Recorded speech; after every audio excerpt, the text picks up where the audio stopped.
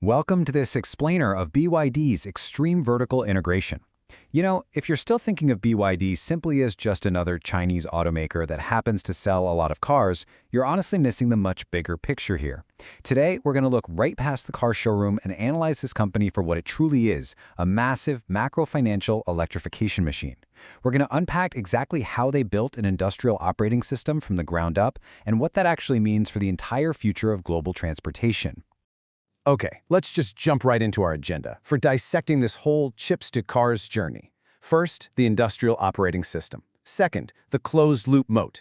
Third, record-scale, squeezed profits. Fourth, the globalization gamble. And finally, the valuation debate. All right, starting with part one, the industrial operating system, well beyond the automaker paradigm. To really get what BYD is doing, we have to completely toss out the traditional definition of a car company.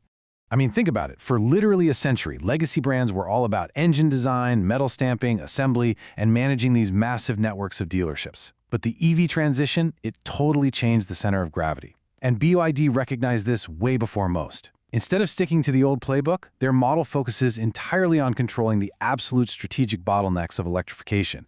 Things like battery chemistry, power semiconductors, highly integrated vehicle platforms, and even stationary energy storage. While the legacy guys were busy optimizing combustion engines, BYD was building a factory system designed to turn electricity into mobility without having to rely on any external bottlenecks.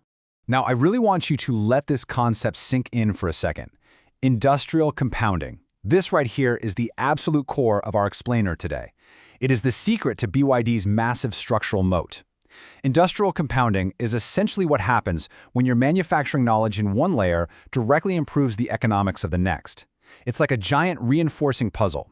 Because BYD intimately understands battery chemistry, they can design much better, cheaper vehicle architectures. Because they understand power chips, they can build significantly faster charging platforms.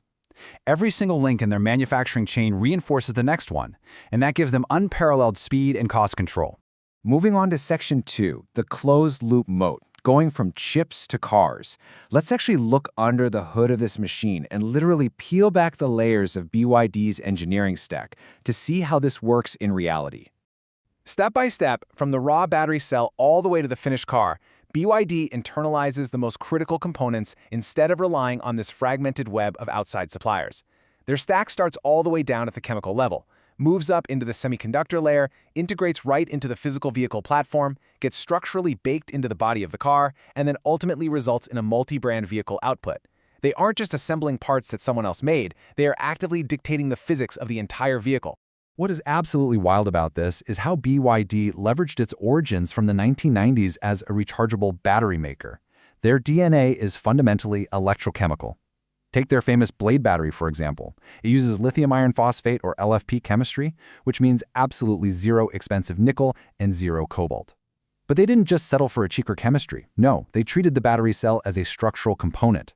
Through their cell-to-body, or CTB construction, the battery pack becomes the literal physical foundation of the car itself that maximizes both safety and packaging efficiency in one fell swoop. And this internal mastery peaks with their Super E platform. Because they own the power semiconductor layer, specifically those critical silicon carbide chips that switch the current, BYD can push extreme performance metrics.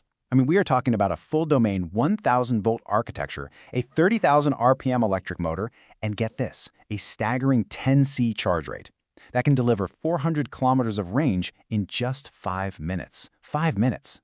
When you control the inverter, the motor, the thermal system, and the semiconductor switching layer, you can directly attack the single biggest barrier to EV adoption, which is charging time. Which brings us to Section 3, record-scale squeezed profits, the financial paradox. Because, as we'll see, having the absolute best tech stack doesn't automatically make you immune to market gravity.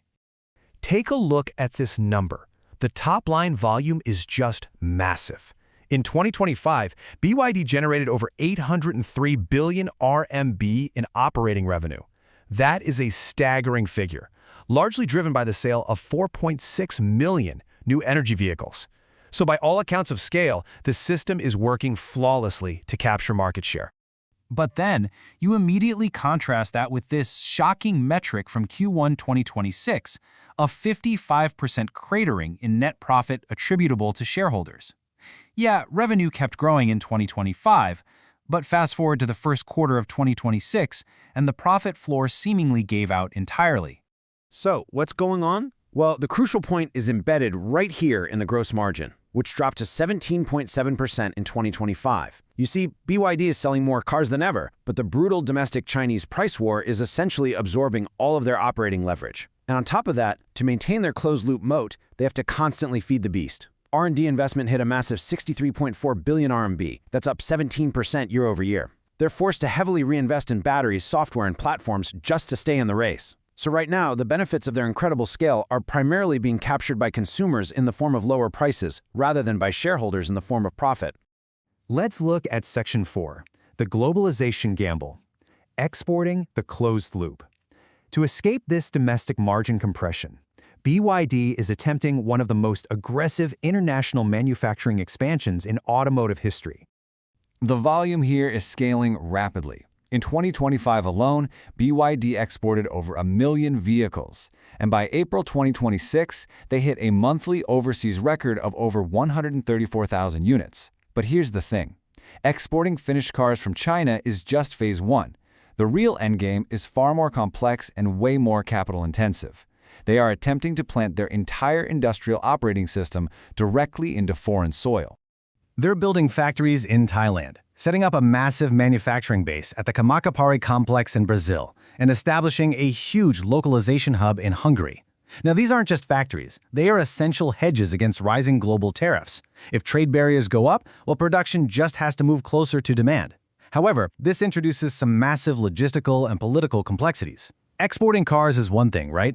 But navigating local labor laws, homologation costs, strict local content rules, and trying to build brand trust from scratch in totally new markets, that is an entirely different operational beast. Finally, Section 5, the ultimate valuation debate, sizing the future. As we wrap up this explainer, we really have to look at how Wall Street should actually price this complex machine. It's honestly one of the most fascinating debates in global macro finance right now. You literally cannot just slap a lazy traditional auto multiple on this company. The bull case heavily relies on their integration-driven cost advantage, the massive optionality of their overseas growth, and all that hidden value in their energy storage and premium brand expansion. But the bear case is equally compelling. They face a severe price war discount, incredible capital intensity that creates very rigid assets, massive geopolitical and tariff risks, and of course, immense execution complexity as they try to manage everything from semiconductor supply chains to overseas dealer networks. So I want to leave you with this provocative final thought, because how you answer this question determines absolutely everything.